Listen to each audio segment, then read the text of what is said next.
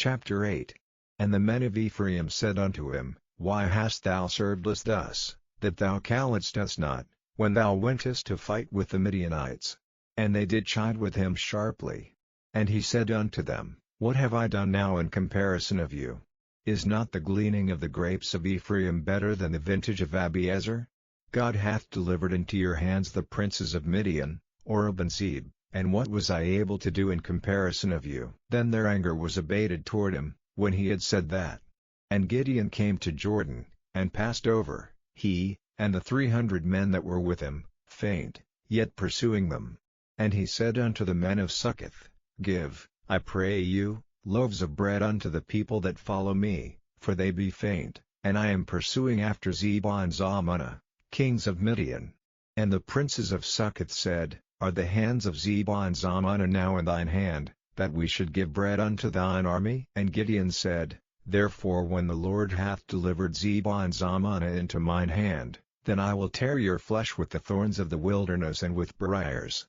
And he went up thence to Penuel, and spake unto them likewise, and the men of Penuel answered him as the men of Succoth had answered him.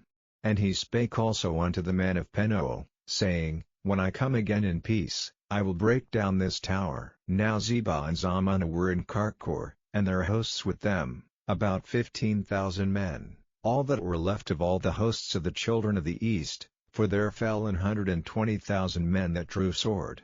And Gideon went up by the way of them that dwelt in tents on the east of Nobah and Jogbeah, and smote the host, for the host was secure. And when Zebah and Zalmunna fled, he pursued after them, and took the 2 kings of Midian, Zebah and Zalmunna, and discomfited all the host. And Gideon the son of Joash returned from battle before the sun was up, and caught a young man of the men of Succoth, and inquired of him, and he described unto him the princes of Succoth, and the elders thereof, even 17 men.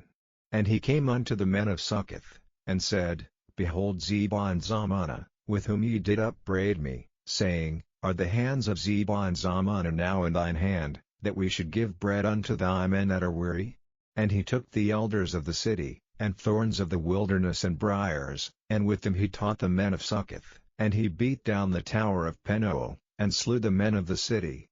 Then said he unto Zebah and Zalmunna, What manner of men were they whom ye slew at Tabor?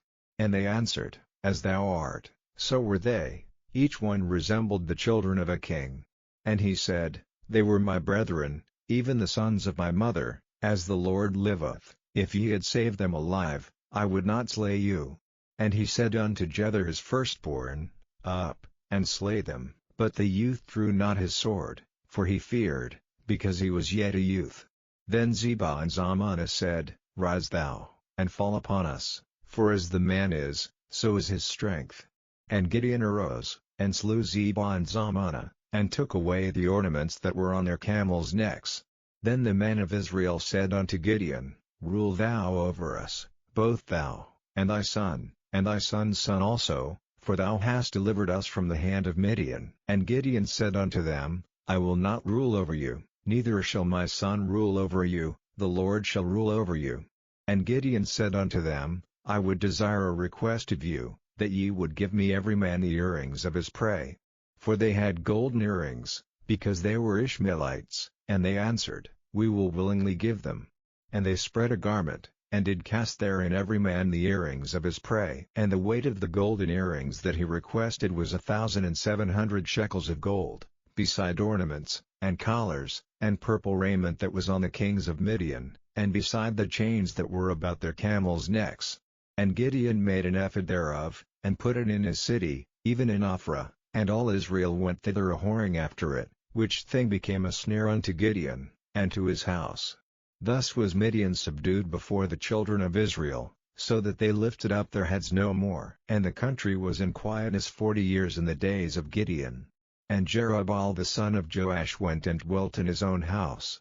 And Gideon had 70 sons of his body begotten, for he had many wives. And his concubine that was in Shechem, she also bare him a son, whose name he called Abimelech. And Gideon the son of Joash died in a good old age, and was buried in the sepulchre of Joash his father, in Ophrah of the Abiezrites. And it came to pass, as soon as Gideon was dead, that the children of Israel turned again, and went a-whoring after Baalim, and made Baal-berith their god.